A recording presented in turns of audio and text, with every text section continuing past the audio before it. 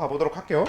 원래 우리 지난번에 했던 얘기가 지난번에 정리했던 게 명반응 정리를 했었어요. 그치? 명반응은 두 개로 나눠서 일단 순환적 광인산화가 있었고요. 그리고 비순환적 광인산화가 있었는데 일단 명칭 자체가 광인산화니까 뭐였어? 얘는 이제 빛을 이용해서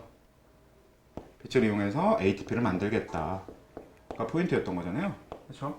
그래서 순환적 광인산화든 비순환적 광인산화든 그 결과물로 만들어지는 게 ATP여야 되는 거였고, 근데 비순환적 광인산화는 ATP에다가 추가로 뭐도 만들어졌었냐? NADPH 플러스 H 플러스인데, 아이고 H 어디 갔니? H 플러스 H 플러스인데 여기다가 이제 가로치고, 뭐 요거는 한 번에 묶어서 같이 불러주는 게 좋겠다. NADH 때랑 똑같아요. NADH 때처럼 저 H는 좀 다르게 봐야 될까? 아무튼 NADH에서는 이때 요 H 플러스를 같이 묶어줬던 이유는 요거가 산화적인 산화에 사용될 때 여기에다가 요 플러스로 추가로 붙어있는 H까지 해서 요 두 개의 H가 하나의 물을 만드는데 같이 쓰일 거니까 이렇게 붙여줬던 거면, 요 NADPH는 일단 만들어질 때부터가 얘는 여기 있는 걸 떼서 물을 만드는 거였다면 얘네들은 반대로 물에서 떨어져서 일로 온 애들이 온 거잖아요. 그치? 그래서 물에서 떨어져서 온 애들이니까, 그래서 물 하나에서 나온 두 개의 수소가 하나는 NADP랑 결합해 있는 거고 하나는 옆에 따로 두는 거고, 근데 결국 이것도 뒤에 켈빈으로 해서 반응을 할 때 이 두 개의 수소는 동시에 같이 쓰일 겁니다. 그래서 저렇게 묶어줄 거고, 그래서 결과물로는 이렇게 두 가지가 만들어지는 거고 얘는 이렇게 하나가 만들어지는 건데, 일단 중심이 얘는 관계 1이라고 하는 것만 참여하고 있었고 얘는 관계 2에서 출발해서 관계 1을 갔다가 그 전자가 마지막에 이 NADPH에 저장되는 형태가 되더라. 그런 흐름이었던 거죠. 그래서 그렇게 하기 위해서 물의 광분해라고 하는 과정이 같이 들어있었던 거고요. 그치? 앞에서 물이 분해되면서 그 물 안에 들어있는 전자가 튀어나오고요. 그 전자가 관계 2에서 빛에너지를 흡수해서, 그러니까 정확하게는 관계 2에 있는 전자가 먼저 빛에너지를 받아서 나가면 그 빈자리를 물의 광분해를 통해서 나온 전자가 채워주는 거지만, 그렇게 생각하든 아니면 처음부터 그냥 H2O에서 튀어나온 전자가 빛에너지를 받아서 이동하는 거든 어느 쪽으로 생각하든 막 크게 문제될 건 없잖아. 그래서 그거는 그렇게 크게 중요한 건 아니고, 아무튼 그래서 그 전자가 뭐 전자 전달계를 이동하면서 ATP를 만드는, 그러니까 H 플러스를 능동수송 시켜서 그거 다시 나가면서 ATP 만드는 거죠. 그래서 그런 과정을 하는 거였고, 그래서 관계 2에서는 그렇게 일어나고, 그 다음에 그 관계 2에서 ATP 합성하는데 에너지를 다 쓰고 난 전자는 관계 1한테 간 다음에 다시 빛에너지를 흡수해서 탈수소 요소한테 간 다음에 요 물이 분해되면서 나온 전자 두 개를 이용했던 거고, 또 물이 분해되면서 나오는 두 개의 수소를 갖다가 여기다가 붙이는 역할을 하는 게 탈수소 요소 역할이었죠. 그러면 이렇게 둘은 갖다 쓰니까 그럼 남는 게 2분의 1개의 O2가 될 텐데, 이거는 이제 식물 입장에서는 저게 일종의 노폐물이 되는 거겠지. 갖다 버릴 물질이 되는 거죠. 그래서 그렇게 되는 거였고, 그리고 관계 1 같은 경우는 어차피 그냥 관계 1에 있었던 전자가 빛에너지를 흡수해서 전자전달계를 거쳐서 ATP를 만들고 그게 다시 관계 1으로 돌아오는 이런 형태가 되는 거였으니까. 그래서 얘네들이 몇 개 만들어지고 그런 것까지는 명반응을 기준으로 공부하는 것보다는 아예 얘는 암반응의 기준 맞춰서 보는 게 좀 더 좋겠다라고 말씀드렸었습니다. 애초에 그 호흡이야, 이런 ATP가 만들어지는 과정이 맨 마지막 과정에 있으니까 앞에 과정을 다 정리하고 마지막에 ATP 몇 개 만들고 NADH 몇 개 쓰이고 이런 걸 한 번에 정리할 수 있었지만, 이거는 호흡에서 마지막 단계였던 인산화 과정이 오히려 앞에 명반응으로서 먼저 와 있는 이 광인산화라고 하는 과정, 이렇게 앞에 와 있는 과정이 되니까, 그래서 얘는 몇 개인지를 구체적으로 여기서 정리하기에는 좀 그렇고, 그냥 뒤에 안반응에서 얼마나 쓰이는지를 보자 라는 거였는데, 좀 신기한 점이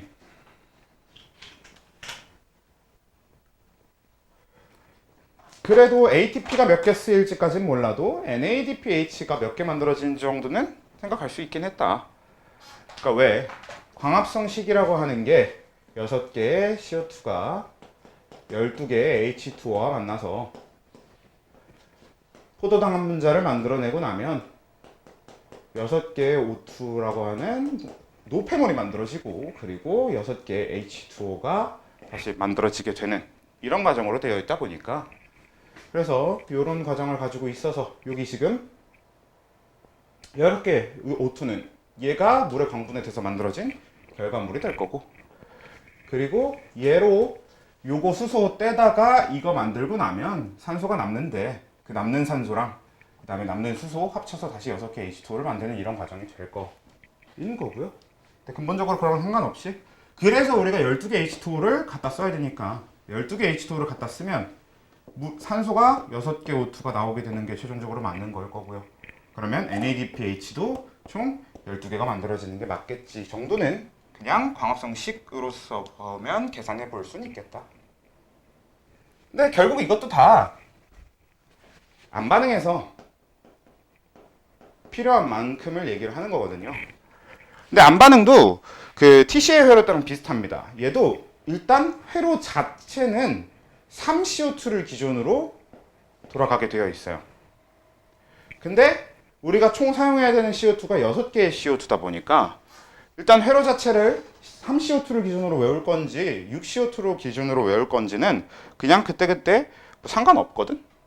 근데 저는 개인적으로 안 반응만큼은 아예 6CO2 기준으로 외워주는 게 조금 더 편하다고 생각을 합니다. 뭐 사실 TCA 회로는 둘 중에 어느 거로 외우든 상관이 없어. 그리고 반대로 TCA 회로 쪽은 모르겠다. 진짜 상관없는 것 같긴 하다, 둘 다. 피루부산 한 분자 기준으로 외우든 뭐 두 분자 기준으로 외우든 어차피 전체적인 걸 계산할 수 있고 생각만 할 수 있으면 되긴 하는데, 근데 일반적으로는 TCA 회로를 쓸 때 피루부산 한 분자 기준으로 쓸 일도 생기다 보니까 이렇게 쓰는 경우가 더 많았다면, 켈빈 회로는 어차피 그냥 6CO2 기준, 그러니까 총 사용되는 거 기준으로 얘기를 하는 경우가 더 많아서요. 얘는 6CO2 기준으로 설명을 해보도록 하죠, 그냥.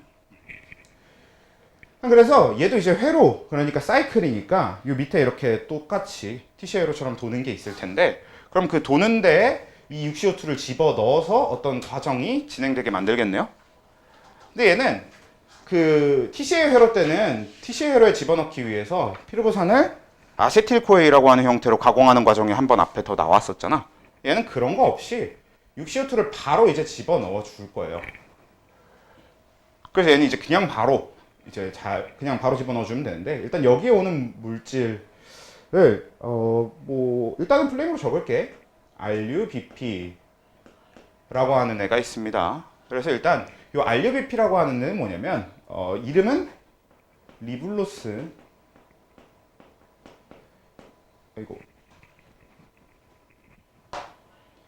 이인산, 이렇게 이름을 가지고 있어요. 근데 이 짝대기 인산이 아니라 이 인산이니까 이건 무슨 뜻? 인산이 2개라는 뜻. 만약에 이 짝대기 인산이면 그건 2번 탄소에 인산이 붙어있다는 뜻일 거고.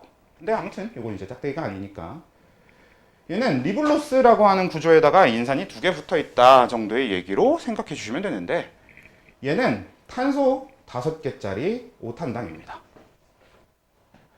그러니까 사실 우리는 리블로스 2인산, 얘도 RUBP라는 명칭보다는 그냥 5탄당 탄소 5개짜리라고만 알아도 상관없어요. 이것도 이제 나중에 외울 때는 그냥 탄소 5개 5탄소 화합물 이런 정도로만 외워줘도 되긴 하거든. 일단 적을 때는 플레임으로 적어보고, 그리고 우리 6CO2 기준으로 얘기를 하게 되면 얘가 6개 있고 시작을 합니다. 일단 그래서 6개의 RUBP랑 6CO2를 합쳐서 제일 처음에 바로 뭘 만들어내냐면 12개의 PGA라고 하는 물질을 만들어요. 근데 PGA라고 하는 물질은 참 생소할 수 있는데, 그래서 이 PGA라고 하는 명칭이 요즘엔 잘 안 쓰이는 것 같고, 원래 PGA에 다른 명칭이 있어. 완전히 똑같은 물질인데 다른 명칭이 하나 있는데 그게 3PG입니다. 근데 3PG는 우리 다뤘었나? 안 다뤘었나? 3PG 안 다뤘었나? 3PG는 얘기한 적이 없으면 뭐 아무튼 그래요. 얘는 뭐냐면 얘는 무슨 뜻이겠어? 결국 얘도 3번 탄소에 인산이 붙어있다 이런 뜻이 됩니다. 그래서 얘는 3번 탄소에 인산이 붙어있는 글루코스 이런 정도로 바로 받아들여 주시면 되는데 이것도 3PG라는 이름 자체보다는 그냥 삼탄당이라는 게 중요하긴 하거든. 근데 보통 얘는 그래도 이름도 좀 다루긴 다뤄서 일단 얘는 이름으로 둡시다. 뭐 근데 중요한 거는 얘가 삼탄당이라는 거. 자, 그러면 보통 광합성을 볼 때는 어떤 걸 보는 게 좀 중요한가 하냐면요. 지금 얘가 요 과정에서 탄소가 총 몇 개고, 탄소 개수가 총 몇 개고, 그리고 뭐냐 인산 개수가 총 몇 개인지를 한번 보면서 가봅시다. 자, 지금 6개의 RUBP가 있으면 탄소는 총 몇 개인 거예요? 네, 30개 출발하는 거겠죠. 30개. 그리고 인산은 총 몇 개입니까? RUBP가 리블로스 2인산이라고 해서 인산 2개씩 붙어 있는 거라고 했잖아요.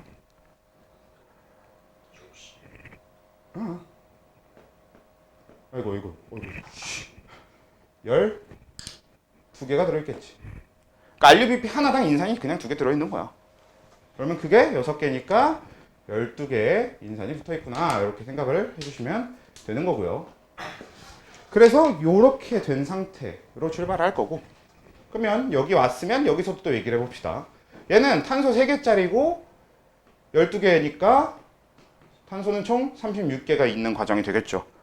그리고 여기서 인산은 어떻게 될 거냐면 얘는 3번 탄소에 인산이 붙어있다의 얘기로 갈 거니까, 그래서 얘는 인산 하나씩 붙어 있는 거란 말이야. 그럼 결국 그냥 12개. 그러니까 여기서는 인산 변화 없고 탄소만 6개 늘어날 거겠죠. 물론 구체적으로 따지면 산소소 12개 늘어날 건데 어차피 산소 늘어나고 산소 개수가 어떻게 되고는 같이 적어볼 내용은 아니니까 일단 잠깐 무시하면서 가면. 그래서 이렇게 첫 번째 과정이 존재하는데 원래 이 과정에 당연히 뭐가 쓰이겠어? 효소가 쓰여야 되겠죠. 전체적으로 그 과정에 쓰이는 효소의 명칭을 직접적으로 알아야 되는 경우는 앞에서는 없었잖아. 그냥 대충 탈수소 효소, 탈탄산 효소 이런 종류 정도는 알아야 된다고 해도 걔네들의 진짜 명칭이 뭔지까지는 몰라도 됐단 말이야. 뭐 아니면 광인산화 때도 그렇고 산화적 인산화 때도 그렇고 뭐 제가 사이토크롬 뭐 이런 식의 명칭을 조금씩 얘기를 해주긴 했었어도 그것도 외울 필요 없다. 그냥 전자전달 효소 정도로 받아들여주면 된다라고 얘기했었잖아요. 그런 거에 비해서 이 부분은 효소가 너무 유명해서 그런지 몰라도 그냥 한 번씩 다루더라고. 그래서 그냥 우리도 한 번씩만 다뤄보고 지나갈 건데 요 과정을 하는 요 CO2를 요 RUBP랑 합쳐서 이 3PG로 만드는 요 과정을 하는 효소의 명칭이 루비스코라고 하는 애예요. 근데 난 근본적으로 얘가 왜 유명한지도 잘 모르겠고 선생님들이 왜 유독 이 호르몬들만 그렇게 이 효소만 그렇게 가르치는지 잘 모르겠어. 뭐 선생님들이 유독 이 효소만 알고 있나? 다른 효소는 잘 모르지만 그냥 아무튼 뭐 저도 잘 모르겠어요. 아무튼 루비스코 이거는 그냥 명칭만 한번 얘기해주고 갈 건데 아마 그렇다고 시험에 내거나 뭐 그러진 않지 않을까 싶어요. 뭐 이거 루비스코라는 명칭 알아서 뭐 한다고. 우리가 이 광합성하고 호흡에 대해서 이렇게 과정을 배우는 건 결국 전체적인 흐름을 배운다라고 하는 측면에 더 가까워. 그러니까 결국은 너희가 이런 그 생투가 됐든 뭐 화투가 됐든 거꾸로 적었으니까 여기 물투로 내려가고 여기 G2로 올립시다.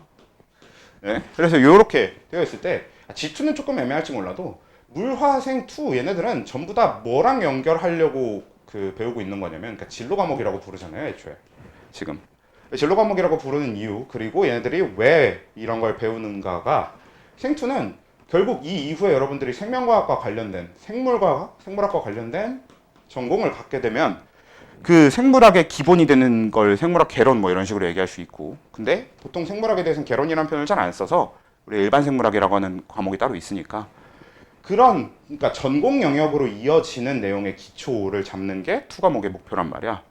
그래서 말 그대로 진로 과목인 거지. 그래서 화투도 화학과 관련된 전공을 한다라고 했을 때 그것에 대한 기초를 잡는 게 화투의 내용이고, 물투도 물리에 대한 전공을 한다라고 했을 때 그거에 대한 기초를 잡는 게 물투고, 물론 지금은 사실상 물원이 그냥 물리 전공자의 기초가 되는 것 같기도 해요.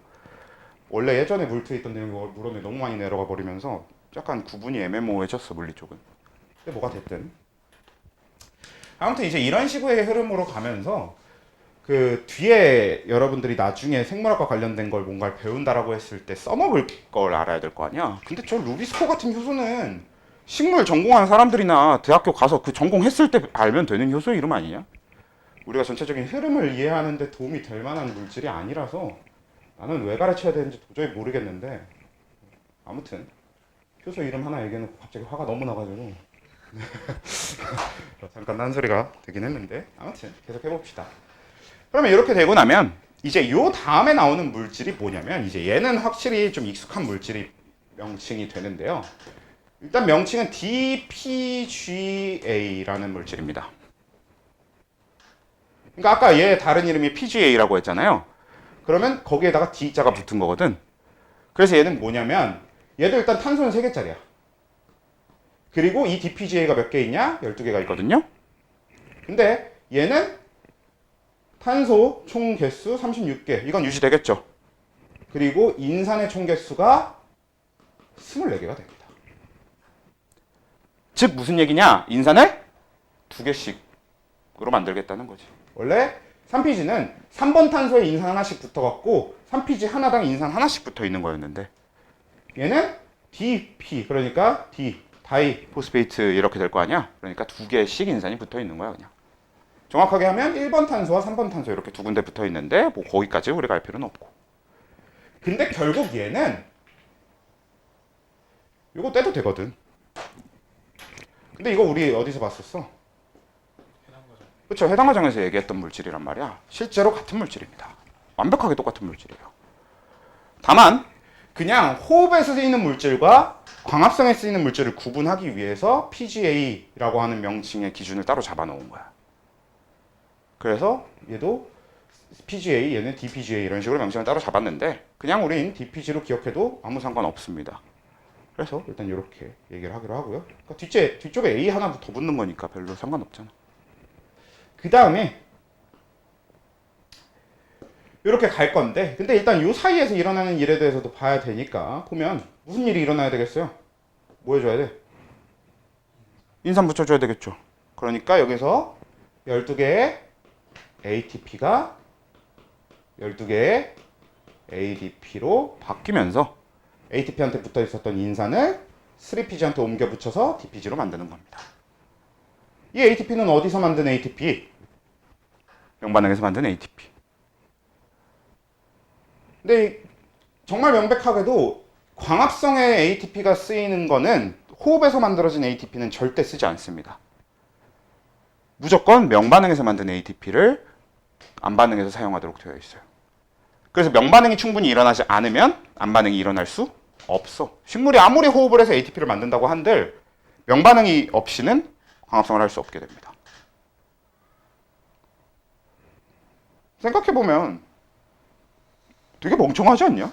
햇빛좀 없이도 살 수 있는 방법이잖아. 호흡한 ATP 갖다 쓸 수 있게 만들면. 근데 뭐 멍청하고 똑똑하고가 아니라 그냥 그런 식으로까지밖에 지금 진화가 안 된 거고, 나중엔 또 어떤 진화가 일어날지 모르겠죠. 식물이 빛 없이도 광합성을 할 수 있는 뭐 진화를 하게 되는 시점이 올 수도 있겠지. 그 시점에 되면은 일단 나는 병석에 내가 되어 있었으면 좋겠다.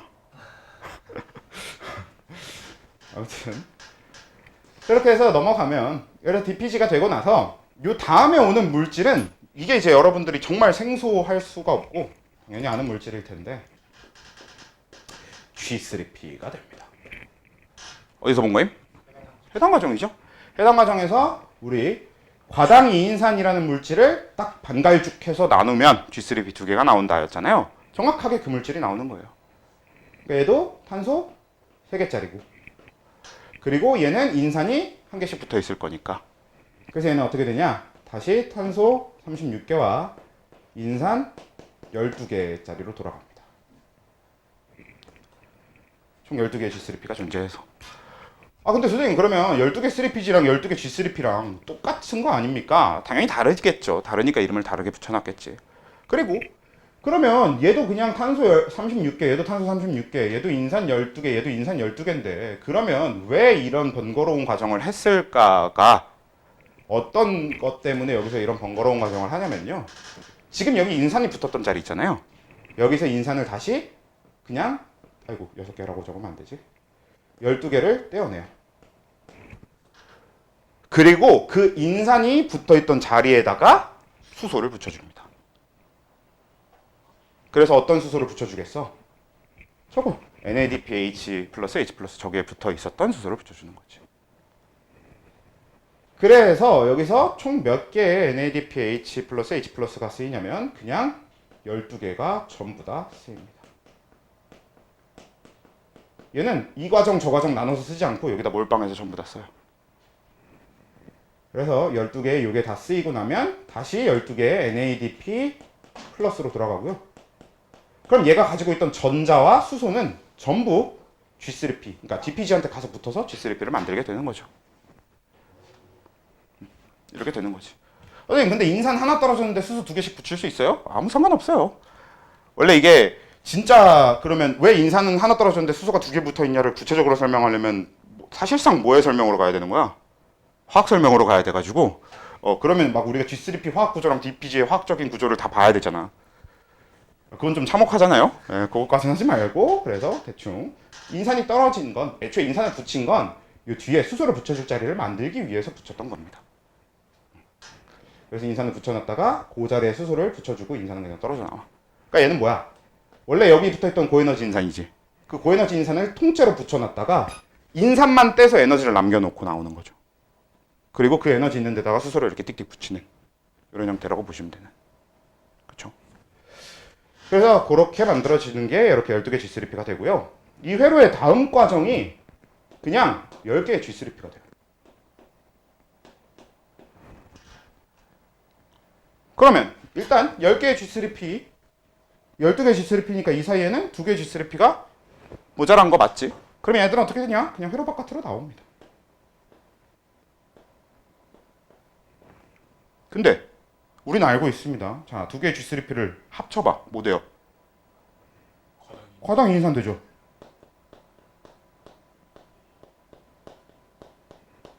그치? 그리고 이 과당 이인산에서 인산 떼고 수소 붙여주는 가공 과정을 조금 수소도 붙일 필요가 없지. 인산 떼어주는 가공 과정만 거치면 뭐가 될 거야? 포도당이 되는 거죠. 그냥 이렇게 포도당이 만들어집니다. 한마디로 이 과정은 결국 뭐야? 해당 과정을 거꾸로 들어가는 거야. 그냥 똑같아. 그래서 이렇게 가는 과정이 있는데 여기서 인산이 떨어진다던가 어쩌고 저쩌고 하는 이야기는 우리가 굳이 정리해둘 필요는 없는 얘기입니다. 여기는 그냥 이 2개의 G3P가 합쳐져서 해당 과정 거꾸로 가면서 포도당이 된다는 사실 그 자체가 중요한 거고. 그럼 우리 여기를 마무리를 지어줘야 되거든. 근데 여기 마무리가 생각보다 되게 간단한 게 지금 얘가 인산이 몇 개입니까? 10개죠. 인산이 10개. 에휴 씨. 인산이 10개죠. 그리고 탄소는 몇 개입니까? 30개지. 한마디로 지금 얘와 얘 사이에는 인산 2개 모자라고 인산 2개 모자라고 그리고 탄소는 이미 맞춰져 있잖아요. 그래서 인산 2개만 공급해주면 되겠지. 그래서 그럼 여기에 인산 2개만 어떻게든 공급해주면 되냐? 근데 안타깝게도 아닙니다. 그렇지가 않고 어떻게 생겨 먹었냐면 여기서는 잠깐만 여기서 인산을 4개 인산을 떼어냅니다. 나는 내 머릿속에 있는 건 사실 3CO2 기준으로 외워져 있어가지고 그래서 여기서 4개 인산을 떼어내. 그리고 6개를 다시 붙여줍니다. 6ADP로 해서 6개인산을 다시 붙여줘. 왜 이렇게 해야 되냐면 이 G3P는 지금 다 어떻게 되어 있을 거냐.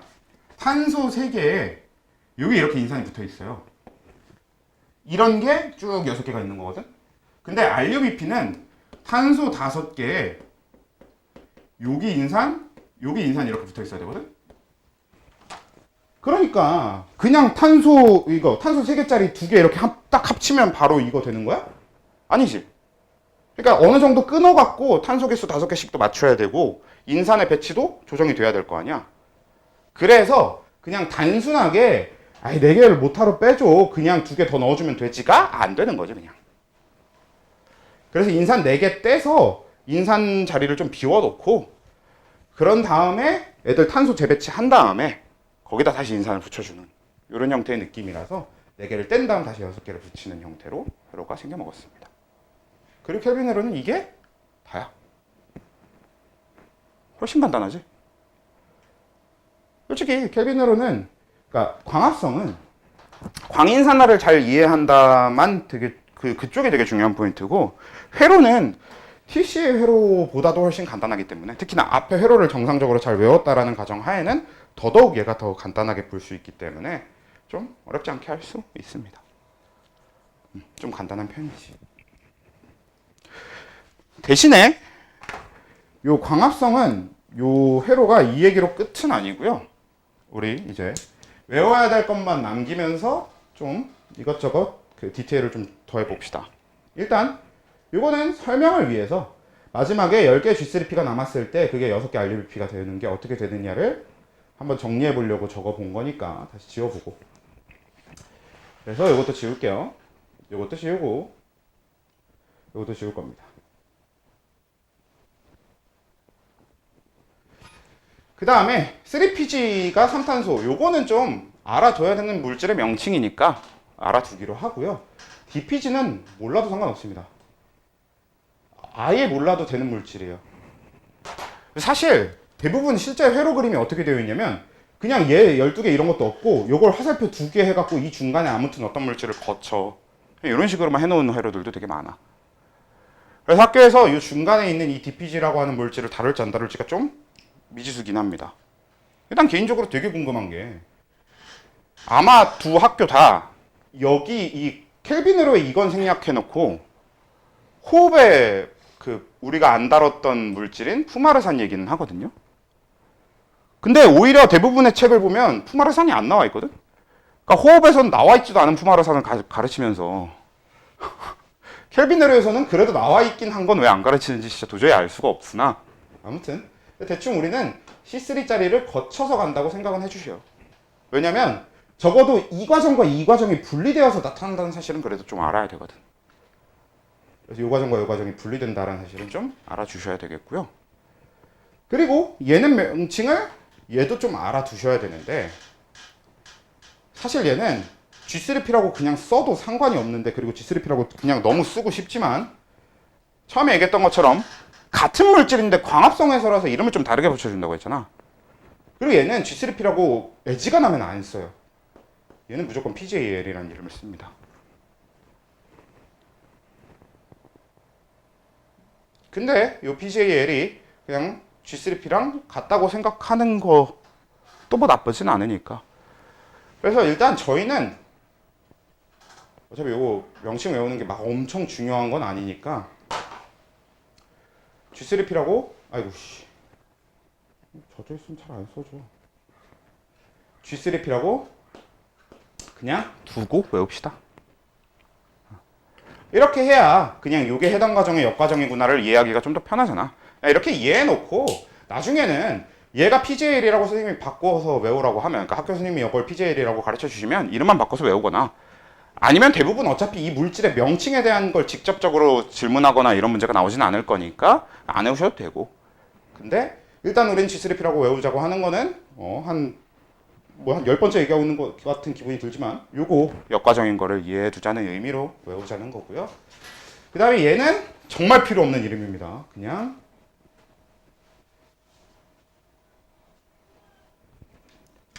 5탄소짜리 라고만 알아두시면 돼요. 얘도. 다만 하면서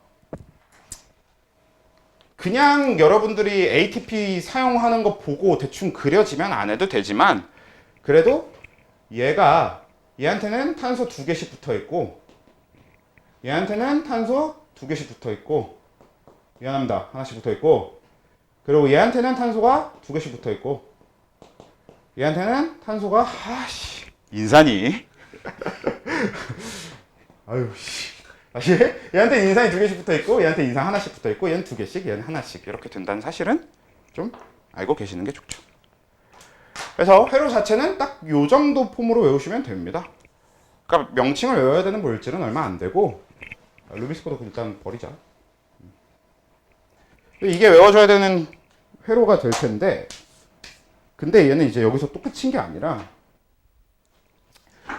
유독 켈빈 네로와는 어떻게 되어 있냐면 이 과정을 이렇게 세 부분으로 나눠요. 그래서 따로따로 명칭을 붙여놨어.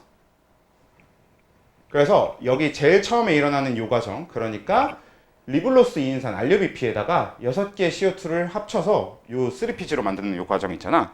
요 과정은 결국 바깥에서 끌어들인 재료인 이산화탄소를 회로 안으로 제일 처음 고정시키는 역할을 하는 과정이다 라고 해서 여기를 뭐 탄소 고정이라고 부르기도 하고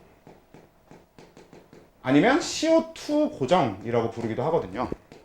근데 이 둘 중에 요즘은 대부분 CO2 고정이라는 표현을 쓰는 걸로 기억하니까 CO2 고정 이렇게 생각하시면 될 것 같아요. 과정 자체는 그냥 CO2를 고정한다. CO2를 RUBP랑 합쳐서 저 6개 요거 C5랑 합쳐서 이렇게 3PG로 만든다. 그리고 여기부터 여기까지 과정은 자 일단 3PG를 어쩌고 저쩌고 이런 명칭을 가지고 있거든요.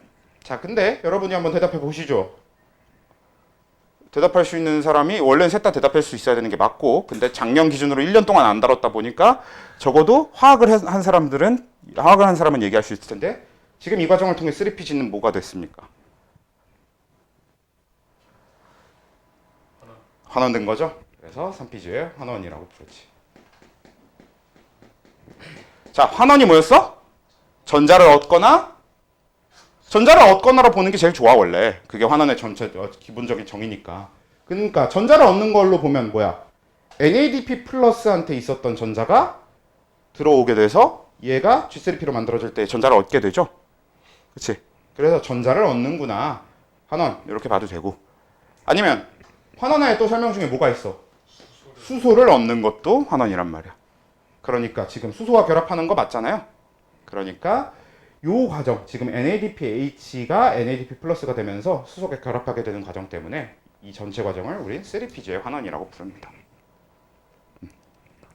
그래서 요 과정이 있으면 요 마지막 이 과정은 뭐냐면 이것 때문에 어차피 얘 이름을 외우게 되네. 맙소사. RUBP의 재생이라고 하는 게 요 마지막 파트입니다. 왜냐? RUBP를 다시 만들어놔야 다시 탄소 고정, CO2 고정을 하니까. 그래서 요 RUBP의 재생까지 해서 이렇게 세 가지 파트로 나눠지는데 이 세 가지 파트로 나눠진다는 사실까지도 다 알아두셔야 되는 부분이 되는 거지. 그러니까 회로 자체는 TCA 회로보다 간단해 보여 거는 착각이었던 거죠. 그러니까 아까까지고. 그러니까 간단한 회로니까 뭘 자꾸 더해놨지 덕지.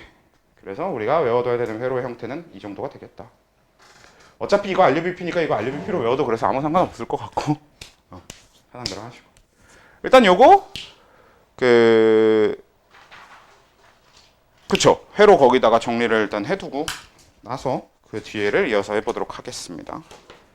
한 다음에 이제 생투의 유전 파트로 들어가 볼 건데 일단 광합성 쪽 마무리를 할 게 뭐가 남았냐면 그래서 정리를 해볼게. 일단 첫 번째 그럼 ATP 사용이 총 몇 개입니까? 18개의 ATP가 사용돼야 되겠죠. 그럼 이제 우리는 그냥 명반응에서도 18 ATP가 나온다라고 아예 기억을 해버리면 됩니다. 그리고 12개 NADPH는 이미 아까 얘기해봤었다시피 개수가 맞춰져 있으니까 그쵸? 그래서 그걸 기준으로 잡으면 되겠고요. 그리고 이것도 이제 TCA 회로 때랑 마찬가지인데 지금 보면 6CO2 사용했고요. 그래서 거기서 저 C6H12O6 그러니까 포도당 나오는 과정 완료했고, 그리고 이건 물의 광분해 자체로 이미 해결했었으니까 요 6개 H2O 나오는 과정이 필요하잖아. 그리고 실제로 요거 우리가 집어넣은 거랑 나오게 되는 거 개수를 확인을 해보면요, 지금 얘가 뭐야? 탄소는 6개를 공급하고 있고, 그쵸? 그리고 산소는 12개를 공급하고 있죠. 그리고 이 수소도 보면요, 수소를 총 24개를 공급하고 있거든. 근데 나오는 포도당으로 나온 건 뭐야? 탄소 6개랑, 그쵸, 수소 12개랑 산소 12개 공급했으니까 6개만 나오는데, 그쵸? 그러면 산소 6개랑 수소 12개가 남죠? 그러니까 뭐야? H2O가 나와야 되겠지. 몇 개? 6개. 그래서 6H2O가 나와야 되는데 왜 우리 TCA 회로에서 6개 H2O가 들어가는 과정이지만 회로에 그냥 따로 외울 필요 없으니까 회로에 따로 표기하지 않았잖아요. 똑같습니다, 이것도. 이 중간에 6H2O가 나오는 과정이 존재하지만 그냥 우리는 따로 표기하거나 하지 않습니다.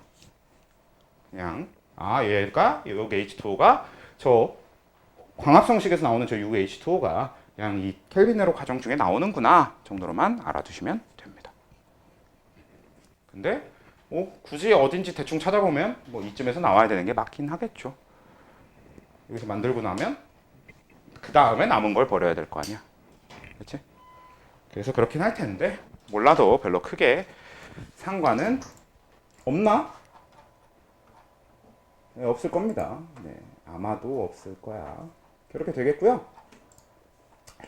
그러고 나면 이제 광합성에 대해서도 정리할 것 진짜 아예 다 끝일 겁니다. 물론 흡수 스펙트럼, 작용 스펙트럼을 얘기를 하려고 하면 할 수 있는데 저거는 그냥 써놓고. 그럼 이제 아주 재밌는 생투 유전을 해보도록 할게요. 제가 여러 번 얘기했었는데 생투 유전은 상원 유전이랑 달라요. 생투 유전은 여러분들이 수능 쪽을 하겠다라고 마음먹지 않은 이상 그냥 생원 유전이랑 비교했을 때 존나게 쉽습니다. 그냥 어떤 느낌이냐면 그냥 방금까지 하던 거랑 크게 다르지 않아요. 생투 유전은. 진짜 수능 기출 문제를 풀어보면야 억소리가 나겠지만 그거는 우리가 목표하는 지금 방향이 아니니까. 그래서 일단 보면요, 아마 그래도 최소한의 그러니까 보통 그러면 생투 수능에서 킬러는 어디가 나옵니까? 여기는 킬러가 뭐예요? 라고 하면 킬러는 똑같아요. 그래도 그 유전에서 나와요. 생투 수능 킬러도 유전에서 나오는 건 똑같거든. 근데 다만 이 정도 급의 난이도가 나오는 그 문제의 유형이 그 생원의 유전 유형과는 아예 다르기 때문에 그냥 배워보면 이런 식으로 느낌이 좀 다르긴 다르구나가 대충 느낌이 올 거고요. 근데 그 생투 수능 유형 중에서 완전 킬러라고 보긴 좀 그렇고 약간 준킬러급의 난이도로 나오는 차갑배 법칙과 관련된 게 좀 있긴 있어요. 근데 아마 학교 선생님들이 이 정도는 그래도 집어넣는 걸로 알고 있어. 막 어렵지는 않는 문제 정도까지만 넣겠죠. 그래서 이거는 기회가 되면 좀 몇 가지 해볼 건데, 기회가 되면이 아니라 이제 몇 가지 좀 해볼 건데, 차갑배 법칙 문제는 몇 가지 풀어볼 건데, 근데 저것도 문제 난이도를 막 높이지 않는 이상 별거 아닙니다. 아무튼 저건 이제 뒤에 다루기로 하고, 지금 우리 유전을 들어가 볼 거고, 그래서 생투 유전은 뭐에 대해서 배우는 거냐? 생투 유전은 그냥 유전 정보의 중심설 이거 배우는 겁니다. 들어본 적 있나요? 들어본 적 없어? 유전 정보 중심설이라는 게 뭔 소리냐면, 이게 유전 정보의 중심설이라는 명칭 자체는 생소할 수 있어도 여러분들이 고1 통합과학에서 이 DNA에 대해서 다룰 때 간단하게는 얘기해 봤을 내용인데, 자, DNA가 있어요. 그러면 우리는 DNA 양을 늘리는 방법이 뭐지? DNA 복제. 그쵸? 우린 그래서 DNA 복제라는 과정을 통해서 DNA를 늘리게 됩니다. 그래서 단순히 DNA만 늘리는 게 아니라 이 결과는 일반적으로 세포 분열 이런 걸로 연결이 되겠죠. DNA를 복제한 건. 그렇게 해서 세포 분열을 한다던가 할 거고, 그 다음에 우리는 DNA를 사용할 때 그냥 사용하면 안 돼. 그러니까 어떤 개념이냐면 DNA는 유전 정보의 중심인 거야. 그래서 얘는 유전 정보의 중심이니까 우리가 DNA에 들어있는 정보를 사용하겠다고 해서 DNA를 통째로 꺼내와서 사용하면 위험하다는 거죠. 왜냐면 얘는 이제 가지고 있는 정보가 중심, 그러니까 너무 중요하단 말이야. 그래서 내가 얘를 쓰겠다고 자꾸 함부로 꺼내오다가 이 안에 변형이 일어나면 어떻게 돼요? 어떻게 돼? 큰일 나겠지. 그렇죠? 뭐 이 변형이 일어나고 갑자기 뭐 손가락이 6개가 된다던가 뭐 이럴 수도 있는 거잖아요. 그러니까 DNA는 최대한 건들지 않기 위해서 우린 DNA를 사용하지 않고 DNA 중에 필요한 부분만 꺼내와서 사용할 수 있도록 어떤 과정을 갖고 있냐? DNA의 그 필요한 부분을 mRNA라고 하는 형태로 전사라는 과정을 통해서 만들어내는 과정을 가지고 있죠. 이런 식의 방법을 이용하고 있지. 아마 전사도 표현은 배웠을 건데 뭐. 그렇지? 그리고 mRNA라고 하는 게 이제 이 DNA 안에 들어있던 정보 중에 필요한 부분만 꺼내온 게 되는 거고, 말 그대로 그냥 꺼내온 거야. 그러니까 이게 무슨 느낌이냐? 여러분들 집에 컴퓨터가 있어요. 그러니까 집 컴퓨터에는 되게 여러 가지 중요한 정보들을 포함해서 되게 여러 가지들이 들어있을 거 아니야. 그러면 그 중에서 USB에 필요한 것만 복사해서 담아서 나오는 형태가 되는 게 이제 mRNA가 되는 거겠지. 그리고 우린 최종적으로 이 USB를 갖다가 이제 어디다 써야 될 거 아니야. 그러면 그 사용하고 도출되게 되는 결과, 뭐 숙제 학교에다가 내는 거라던가, 그래서 이걸 인쇄를 한다던가, 이렇게 최종적으로 도출되는 결과는 항상 단백질의 형태를 띠게 되겠지. 그래서 이 과정이 DNA로부터 우리가 단백질을 합성하는 과정이 되는 거고, 그리고 요 마지막 mRNA부터 단백질을 만들게 되는 과정은 번역이라고 부르죠. 그치? 이게 유전 정보의 중심설인데, 그러니까 생투에서의 유전은 이게 답니다. 진짜 이 얘기가 끝인데, 그러니까 여기서 이것만 가지고 깊게 파고 들어가는 거지. 그러니까 DNA를 복제하면 DNA가 늘어나? 그럼 복제는 어떻게 일어나? DNA에서 우리가 필요한 부분만 mRNA로 전사를 하는구나. 그럼 전사는 어떻게 일어나? 그래서 mRNA의 정보를 번역하면 단백질이 만들어지는구나. 그러면 그 번역은 어떻게 일어나? 이 과정 하나하나에다가 좀 디테일하게 그 중점을 두고 있는 게 생투 유전의 내용이 되고요. 그래서 생원이나 생투에서 전체적으로 봤을 때 이 생투의 유전 파트는 유전학이라기보다는 생리학에 좀 더 가까운 느낌이 드는 거지. 그냥 우리 몸에서 일어나는 일에 대해서 보는 거에 좀 더 가까운 느낌인 거죠. 왜? 생원 유전은 부모의 DNA가 자손에게 전달되는, 말 그대로 진짜 유전 현상에 대해서 보는 거였다면, 이건 부모가 가진 DNA 혹은 자손 본인이 가진 DNA가, 그래서 이 DNA가 얘의 형질을 어떻게 발현하게 되는지의 과정을 보는 거라서. 그러니까 사실 이건 유전학이라고 보기엔 좀 애매한 게 맞죠. 그래서 좀 많이 다르다라는 얘기고요.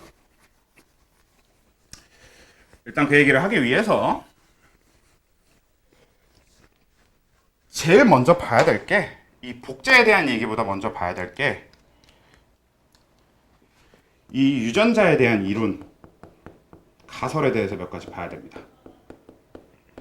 그냥 유전자 가설의 발전 단계를 좀 보는 건데, 유전자 가설 발전 단계가 일단 되게 여러 가지가 있는데, 유전자 가설 발전 단계는 나중에 전사할 때 얘기하는 거구나. 이거는 제가 순서를 잠깐 착각을 했고요. 이거보다 이걸 먼저, DNA가 유전 물질이라는 걸 알아내게 된 과정을 먼저 보는 거, 이걸 먼저 볼 거예요. 그래서 DNA가 유전 물질이라고 하는 거는, 여러분들이 생각해봐. 자, DNA가 유전 물질이라는 걸 제일 처음 알아낸 사람은 되게 큰 발견을 한 거겠지. 노벨상을 받았을까요? 안 받았을까요? 당연히 받았겠죠. 저 유전물질, DNA가 유전물질이라는 걸 확실하게 알아낸 사람은 당연히 노벨상을 받았을 거야. 그 정도의 큰 발견이니까 되게 중요한 발견이고, 그럼 어떤 실험을 통해서 알아냈는지를 우리가 좀 봐야 되는데, 근데 그 과정이 좀 있어요. 그래서 우리가 봐야 될 실험이 총 3가지인데, 일단 앞에 2개 실험은 좀 간단하니까 좀 빨리 보면요. 일단 제일 처음 실험을 한 사람의 이름이 그리피스라고 하는 사람입니다. 사실 이 그리피스의 실험 정도면 저는 굉장히 잘 만들어져 있는 실험이라고 봐요. 물론 그리피스의 실험은 DNA가 유전물질인 걸 증명하진 않았고, 대신에 이 그리피스는 유전물질이라는 것의 존재를 증명한 사람입니다. 어떤 식이 되느냐? 이 그리피스의 실험은 이렇게 되어 있습니다. 일단 G를 갖다 놔요. 이렇게 G가 실험군이니까 G에 실험군 A, 실험군 B, 그리고 뭐 대조군 이렇게 갖다 놓을 수 있겠죠. 그래서 뭐 대조군 이렇게 갖다 놓고 여기다가 뭘 하냐면 폐렴균을 주사를 할 거야. 폐렴 쌍구균이라고 하는 폐렴균을 주사할 거야. 근데 폐렴 쌍구균이 이제 왜 이름이 쌍구균이냐면, 원래 균은 간균이라는 명칭을 가진 애들도 있고 쌍구균이라는 명칭을 가진 애들도 있고 구균이라는 명칭을 가진 애들도 있는데, 전부 다 생김새를 가지고 이름을 지어준 겁니다. 간균은 막대기 형태로 생긴 걸 얘기를 해요. 뭐 알아야 되는 건 아닌데 그냥 부차적인 얘기입니다. 그래서 간균은 뭐 막대기처럼 생긴 걸 얘기하고, 구균은 뭐겠어? 공 모양으로 생긴 거겠지. 그럼 쌍구균은 뭐겠어? 공 2개. 그래서 폐렴 쌍구균이라고 하는 건 실제로 이렇게 그냥 공 2개가 이렇게 붙어 있는 형태를 가지고 있습니다. 물론 뭐 가운데 뚫려 있어야 되겠지만, 뭐 그렇게 그리는 게 제 그림 실력으로는 그냥 뚫으면 되는구나. 좋네요. 네, 그렇죠? 약간 이런 느낌으로 생겼다고 보시면 되는데, 근데 이 폐렴 쌍구균은 굉장히 특이하게도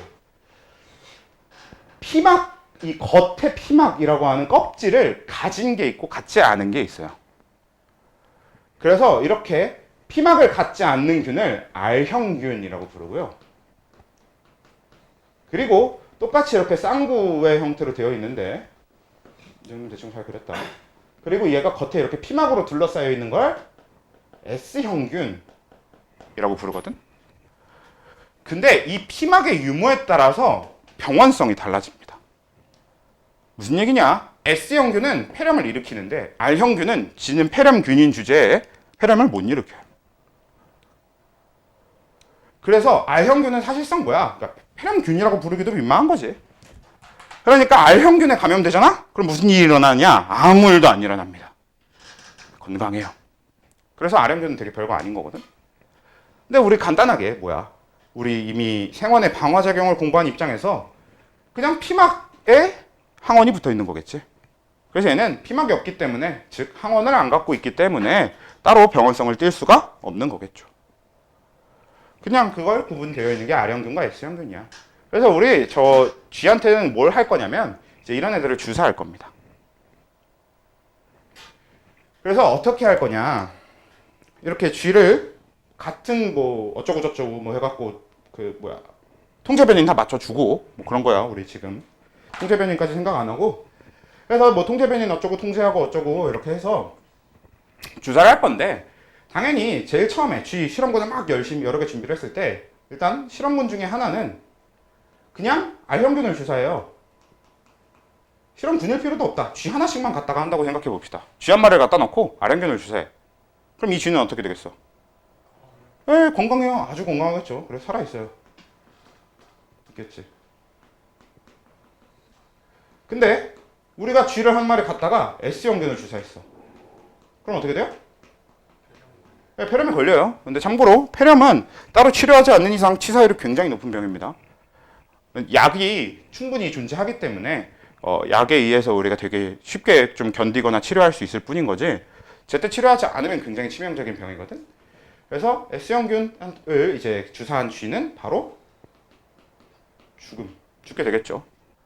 그리고 이 죽은 G 내부에 S형균을 관찰해보면 어떻게 되겠어? S형균이 되게 많이 관찰되겠죠. 그러니까 증식한 상태인 걸 볼 수 있겠지. 그래서 이 안에서 S형균을 많이 관찰할 수 있더라. 그 다음에 세 번째, 이번에는 열 처리한 R형균인데 이게 무슨 뜻이냐면 열 처리, 그래서 열을 없앤 게 아니고 여기서 열 처리라는 건 말 그대로 열을 가해준다는 뜻이죠. 원래 처리라고 하는 건 그 막 진짜 우리 저 새끼 처리할까 해서 막 죽이는 그런 의미는 변질된 의미고, 처리의 본래 의미는 그냥 앞에 말한 행동을 하겠다의 의미가 맞는 거지.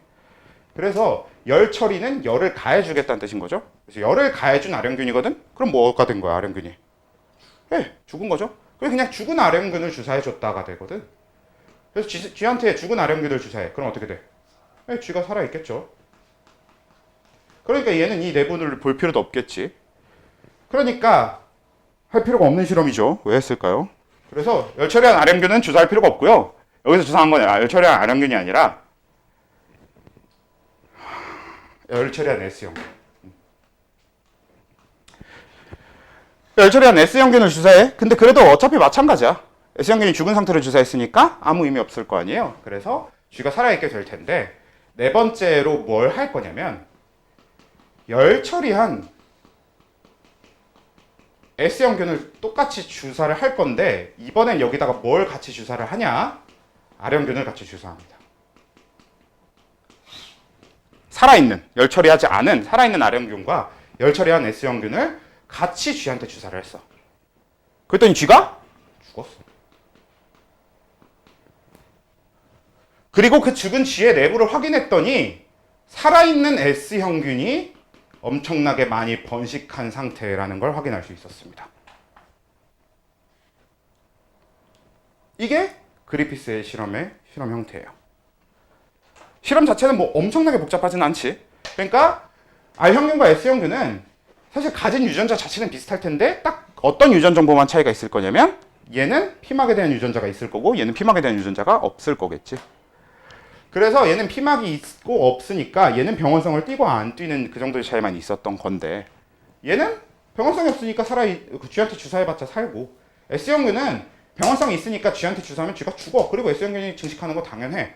근데 S형균을 죽여서 쥐한테 넣으면 아무 의미가 없는 건 맞는데, S형균을 죽여서 넣었는데 분명히 R형균을 같이 넣어주니까 얘 안에서 S형균이 증식해서 쥐가 죽어버리더라 라는 걸 확인을 했다는 거죠. 그래서 이걸 보고 그리피스는 뭐라고 생각을 했느냐? 그렇다는 얘기는 죽은 S형균의 무언가가, 어떤 물질이 뭔지 모르고 무언가가 R형균을 형질 전환시켰구나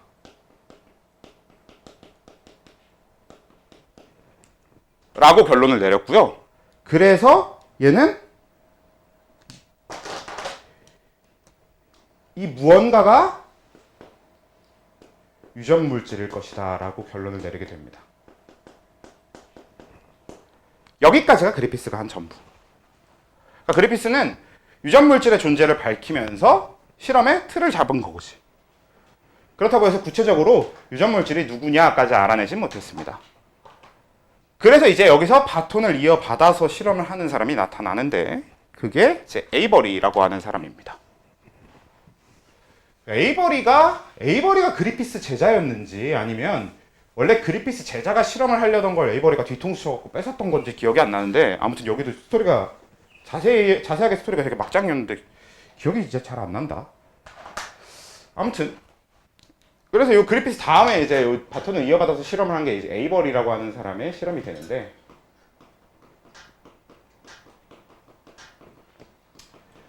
이 에이버리의 실험 형태는 똑같이 G와 R형균, S형균을 이용하긴 할 거예요.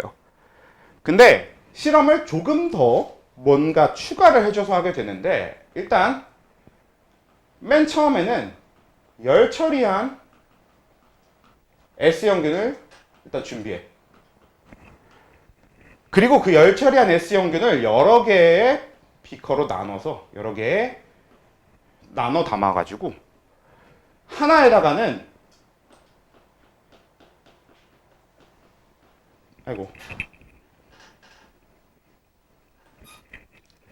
하나에다가는 다당류 분해 요소를 넣었어요.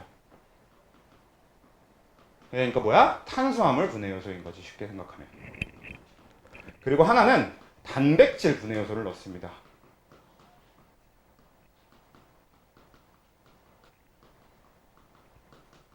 그리고 하나는 DNA 분해 요소를 넣고요.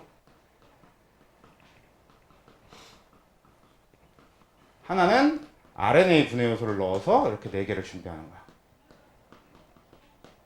한마디로 그리피스가 실험한 이후로 후보를 이미 뽑은 거죠.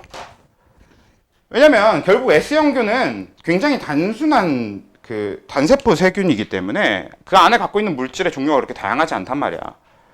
그래서 그 중에서 유전 물질이 될 만한 걸로 후보로 뽑아본 게 가장 많은 비중을 차지하고 있는 단백질이라던가 뭐 아니면 DNA도 비중이 꽤 큰 편이고 RNA도 비중이 꽤 큰 편이고 다당류는 비중이 엄청나게 큰 편은 아니지만 되게 중요한 물질이니까.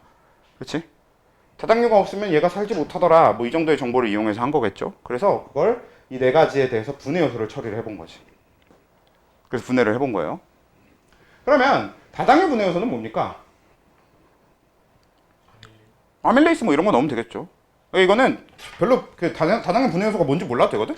근데 그냥 신기하잖아. 이 사람들이 다당류 분해 요소를 그래서 넣으려고 이렇게 침을 막 이렇게 넣었을까 싶은 거죠. 그래서 그냥 궁금했어요. 개인적으로 진짜 궁금해요. 왜 단백질 분해 요소도 약간 이렇게 손가락 넣어갖고 위액 토해갖고 했나? 아니면 이미 이런 분해 요소를 따로 갖고 있을 정도의 무언가는 됐었나? 뭐 아마 효소를 따로 갖고 있긴 했겠죠. 그렇다고 하는데 이게 정확하게 몇 년도인지 한번 볼까? 이게 그리피스의 실험이 1928년이고 에이버레이 실험이 1944년이라고 합니다. 그러니까 그때부터 다당류 분해 요소, 단백질 분해 요소 이런 걸 가지고 있었다? 꽤 과학의 발전은 인류의 과학의 발전은 꽤 이른 시간부터 잘 되고 있었나 봅니다. 뭐 아무튼 1944년이면 아닌가? 오히려 이런 효소는 당연히 있나? 꽤 늦은 건가? 생각해보면 그렇게 얼마 안 된 거잖아. 100년도 아직 안 됐어. 1944년 이전에 태어난 사람 중에 살아있는 사람도 있을 거란 말이야. 뭐 아무튼 그래서 이런 게 이제 들어가 있는데 100년이 안 된 게 아닌가? 100년 안 된 거 맞지? 그치? 2044년이 돼야 100년이 되는 거니까 앞으로 몇 년 남았어? 20년 정도 남았네. 아무튼 그래서 이렇게 처리를 해준 다음에 그리고 열 처리를 다시 한번 하면 이제 이 효소들도 다시 변형이 돼서 작용을 못하게 될 거 아니야? 그렇게 한 다음에 이걸 R형균과 섞어. 이렇게 이 처리를 한 애들을 R형균과 섞어서 쥐한테 주사를 하는 거지. 그래서 그 쥐한테 주사를 한 결과 중에 당연하게도 우린 결과를 알고 있으니까 어떤 쥐가 죽겠어? 어떤 쥐가 살겠어? 일단 이 쥐는 죽겠죠. 그리고 그 쥐 내부에선 S형균이 발견될 겁니다. 왜? 열처리한 S형균의 다당류를 분해해봤자 열처리한 S형균의 DNA는 분해되지 않았을 거니까 유전 물질은 분해되지 않았을 거니까 그게 R형균을 멀쩡하게 형질 전환시키겠죠. 그러니까 S형균이 만들어질 거고 그럼 쥐가 죽겠지. 그래서 이 쥐는 죽어요. 이것도 마찬가지로 단백질 분해해봤자 얘 유전 물질은 살아있으니까 이 쥐가 죽겠죠. 그러니까 R형균을 형질 전환시킬 거니까. 근데 얘는 S형균의 유전 물질, DNA가 우리가 유전 물질을 알고 있는 상황에서는 DNA가 유전 물질이니까 분해했으면 얘의 유전 물질이 분해가 됐을 거고 그러면 이제는 얘가 R형균을 형질 전환시킬 수가 없을 거니까 실제로 결과적으로 얘가 진짜로 살아요. 그리고 얘는 죽어요. 그리고 죽은 이 쥐들 내부에서 얘네들은 증식한 살아있는 S형균들을 볼 수 있는 데에 비해서 얘는 애초에 살았으니까 당연히 S형균은커녕 증식은커녕 S형균이 아예 없었겠죠. 이런 식의 결과를 얻은 거지. 그럼 사실상 이것만으로 뭐냐? DNA가 유전 물질이다라는 게 증명되었다라고 봐야 되지 않을까요? 그치? 그래서 이 결과가 일단 DNA는 유전 물질이다 나오는데 안타깝게도 이 사람은 갈릴레이입니다. 인정받지 못했어요. 왜 인정받지 못했냐? 애초에 이 4개 말고 딴 거면 어쩔래? 라는 게 이제 포인트였던 거지. 사실 이 4개 말고 다른 물질이 없냐? 그건 아니잖아.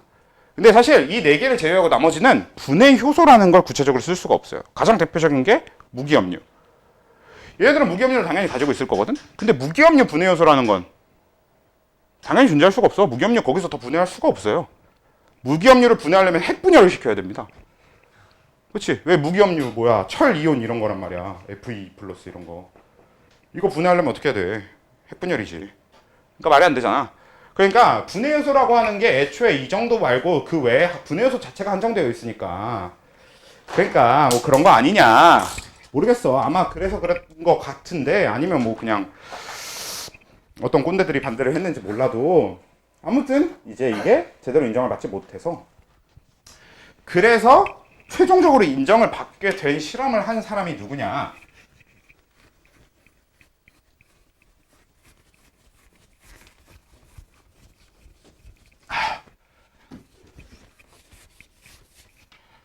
아유, 이 지긋지긋한 칠판. 아무튼 그래서 이 마지막에 실험을 한 게 허쉬라는 사람하고 체이스라는 사람이어서 같이 이제 했어요. 그래서 이제 허쉬와 체이스의 실험이라고 하는데 이 허쉬와 체이스의 실험은 앞에 두 실험에 비해서는 실험이 조금 다소 복잡합니다. 그래서 실험 이해를 좀 제대로 해주셔야 되는데 이제 허쉬와 체이스가 사용한 방법은 일종의 정확하게는 아니지만 일종의 자기방사법이라고 해서 완벽한 자기방사법은 아니고 일종의 자기방사법이라고 해서 뭐를 이용하냐? 방사성 동위원소를 이용합니다.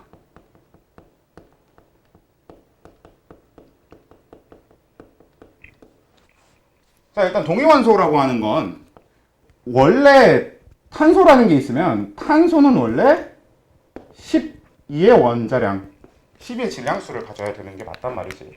그러니까 왜? 탄소는 양성자 6개, 중성자 6개인 게 정상이니까요.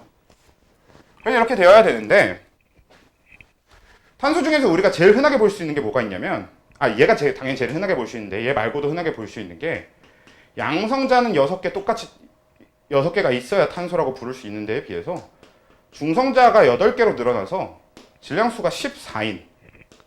그러니까 뭐야? 우리가 흔히 알고 있는 탄소보다 뭐 어떤 무거운 동위원소 탄소가 존재하게 되죠. C14 같은 경우는 꽤 유명한 그 동위원소란 말이야. 그리고 아마 방사성 동위원소는 알지 않아? 그 지구과학에서 다루지 않은? 그치? 아마 지구과학을 하셨어도 알 테니까. 그런 물질 중에서 탄소는 방사성 동위원소가 아니라고 봐야 되는 쪽이니까. 그 원자 번호가 늘어나다 보면 이제 양성자랑 중성자가 엄청 많은 애들 중에서 붕괴하다 보면 어떤 애들이 방사선을 내보내는 애들이 이제 존재하게 되죠.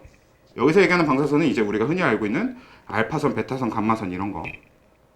이런 진짜 진정한 방사선을 내보내게 되는 애들이 존재하게 되는데 그 방사성 동위원소를 이용하는 거야.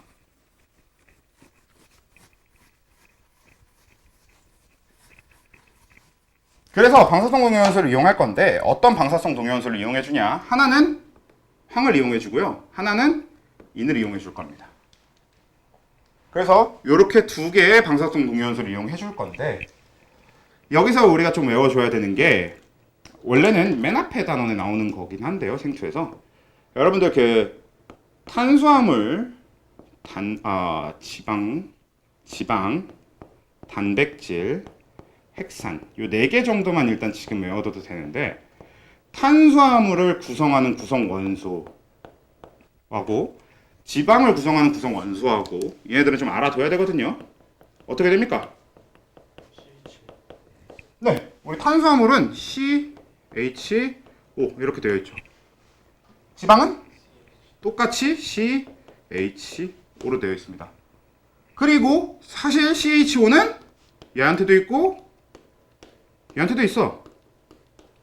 그러니까 CHO는 우리 몸을 이루는 물질이라면 대부분 다 들어있어. 아까 얘기한 무기압류 저런 거 아니면. 그래서 얘네들은 당연히 다 있는데 탄수화물, 지방은 여기서 끝이야. 여기서 더 얘기할 게 없어. 근데 단백질은 이거 말고 뭐가 더 있죠? 그쵸, 질소가 더 있었지. 사실 생활에서도 얼추 다루긴 다뤘었던 걸로 기억해요.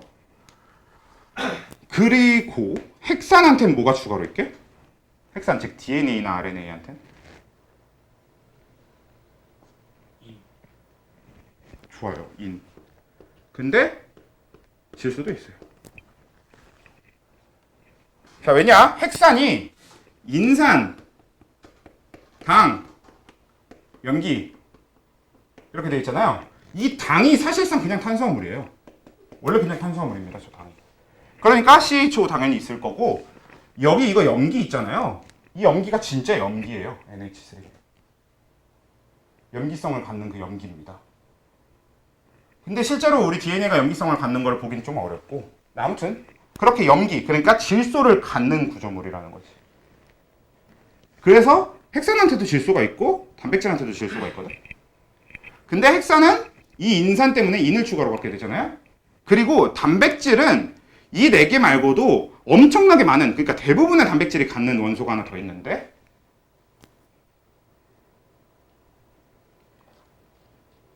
그게 황입니다. 단백질에 황이 들어있다는 걸 알 수 있는 근거가 무엇이냐? 상당히 많은 단백질을, 그러니까 단백질의 대부분이 황을 갖고 있게 되는데 그 근거가 무엇이냐? 자, 일단 황 중에 아황산가스라고 하는 게 있어. 얘가 이제 황산가스, 그러니까 황이 들어있는 가스인데 기체겠죠. 이 아황산가스는 어디에서 주로 나오냐면 화산에서 화산 근처에서 방출이 많이 됩니다. 그래서 화산 근처 어디에서 저런 걸 많이 맡을 수 있냐면 온천 뭐 이런 데서도 많이 맡을 수 있고요. 아니면 그냥 화산지대를 가면 거기서도 아황산가스를 맡아볼 일이 있어요. 사실 독성이 어느 정도 있는 가스라서 그냥 맡는 게 좋지는 않지만 근데 그렇게 화산에서 그렇게 나오는 거는 그렇게 농도가 높진 않아서 상관없긴 하거든. 이런 아황산가스가 나오는데 혹시 일본 여행 가서 그런 화산지대 이런 데 가보신 분들은 한 번씩 맡아보셨을 텐데 그 화산지대에서 아황산가스 냄새 혹시 무슨 냄새랑 비슷한지 맡아본 적 있는 사람? 약간 일본 화산지대 후지산 뭐 이런 데 화산지대 이런 데 가잖아? 그러면 거기 약간 무슨 냄새 나냐면 달걀 썩는 냄새 나요.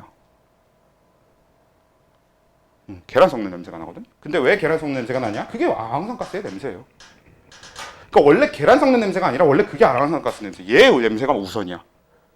왜냐면 계란 썩는 냄새도 그렇고요.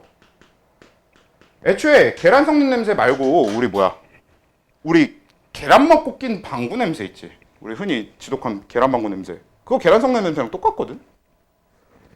근데 이 계란 썩는 냄새든 계란 방구든 얘네들이 다 뭐 때문에 나오는 거냐면 우리 이 계란에는 엄청나게 고함량의 단백질이 들어있고 그리고 우리가 그 단백질을 먹고 나면 우리 몸에 쌓여있던 황산이 방출돼서 그 냄새가 나는 거란 말이야. 혹은 계란 썩는 건 계란이 썩으면서 썩는 건 부패란 말이야. 부패는 그 안에 들어있는 미생물들의 호흡이란 말이야. 그러니까 아황산은 방출돼 버리겠지. 그러니까 그렇게 방출되는 아황산가스의 냄새란 말이야. 이걸 통해서 우린 단백질엔 황이 많이 들어있구나를 쉽게 생각할 수 있어요. 그래서 이렇게 한번 유추해서 기억하면 좋을 것 같은데 그래서 단백질엔 황이 들어있고 핵산엔 인이 들어있거든. 그래서 우리는 어떻게 해주냐면 황을 이용해서 만든 단백질 그 중에 요 황한테 원래 황은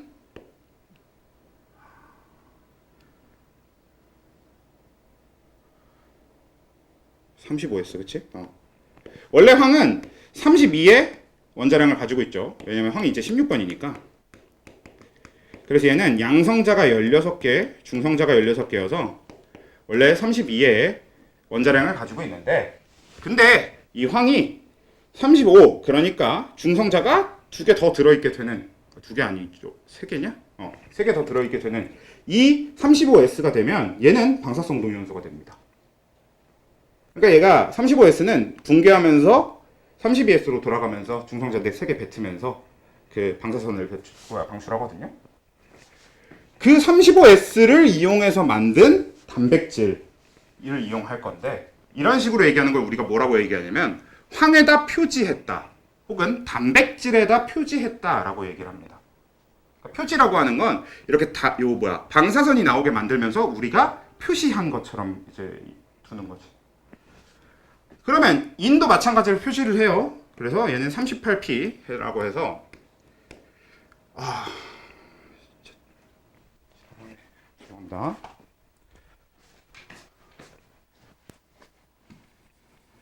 38S 35p 네 이렇게 됩니다.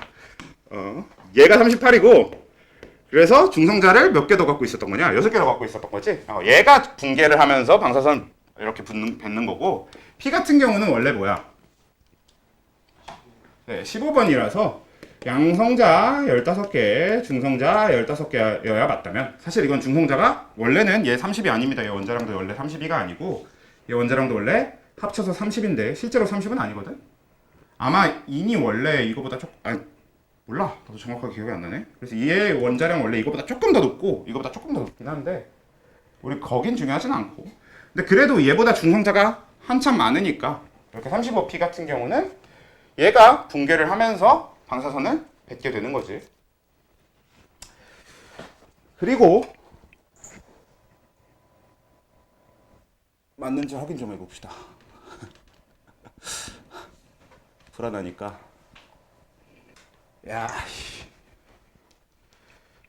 틀렸네. 이게 방사성 동위원소가 내가 이게 1년마다 수업을 하잖아. 그래서 이런 숫자 정도는 기억 못해도 좀 기억해 봐주십시오. 32랑 32가 얘가 맞고 얘 아까 원래 35가 맞았어요. 얘가 32였네. 아무튼 이것도 좀 바꿔놓고 그래서 이렇게 방사성 동위원소를 이용해서 표시를 한다는 거죠. 그래서 35S로 만들어진 단백질을 이용해서 단백질에 표시를 하고요. 32P를 이용해서 핵산에다 표시를 해서 둘을 나눠가지고 이렇게 황에다 표시된 뭘 만드냐? 박테리오파지를 만듭니다. 이 파지를 이용해서 하면 굉장히 좋아지는 게 얘도 이제 이 인에 표시된 박테리오파지를 만들어요. 근데 왜 파지를 이용하면 좋냐? 파지는 뭐밖에 없어. 파지가 뭐야? 박테리오파지가 뭐야? 바이러스잖아. 바이러스는 단백질하고 DNA밖에 없죠. 근데 바이러스도 유전을 하죠. 그러니까 이때처럼 시비 걸 수 없겠지. 그거 딴 거면 어떡하냐. 이런 시비를 걸 수가 없잖아 일단. 바이러스도 무조건 유전해야 되는데 쟤는 그 두 개밖에 안 갖고 있으니까. 그래서 파지를 이용해서 실험을 한 게 굉장히 좋은 생각이었던 거고 그래서 이 황에 표시된 박테리오파지와 인에 표시된 박테리오파지를 대장균과 섞어서 배양을 합니다. 왜냐? 원래 박테리오파지라는 애가 뭐니까 대장균이 숙주인 애거든. 그 다음에 어떻게 하냐면 그냥 대장균을 이렇게 배양을 한 다음에 한참 냅두는 게 아니라 배양하고 어느 정도 있다가 정확하게 얼마 정도 있는지는 기억은 안 나는데 그냥 그렇게 오래 긴 시간이 지나지 않게 좀 짧은 시간이 있다가 한 5분에서 10분 남짓? 막 이렇게 짧을 거예요. 진짜 짧은 시간. 그래서 그렇게 긴 시간이 지나지 않게 냅뒀다가 갑자기 그냥 어떻게 해버리냐면 믹서기를 돌려버려요. 그러면 우리 그 파지 생활사가 어떻게 됐었냐면 숙주세포가 이렇게 있으면 파지라고 하는 게 이거였잖아. 이거 뭐야? 여러분들은 잘 모를 수도 있는 프로토스 파일럿 같이 생긴 거. 이렇게 생긴 거. 그래서 여기 안에 이제 DNA가 이렇게 들어있는 거. 그래서 요 삼지창을 여기 이렇게 꽂아서 그 다음에 요 안에 들어있는 DNA를 이 통로를 통해서 이 안에 집어넣는 거란 말이야. 그러니까 어떻게 하는 게 목적이냐면 이 안에 있는 건 얘한테 집어넣었을 때 원심 분리기, 그러니까 믹서기를 돌려버리는 거지. 왜냐면 우리는 지금 뭐야? 결국 박테리오파지가 숙주세포한테 유전 물질을 집어넣어서 그걸 이용해서 파지를 복제할 거란 사실은 이미 알고 있었던 거고. 근데 그 안에 집어넣는 게 뭔지가 궁금한 거잖아, 지금.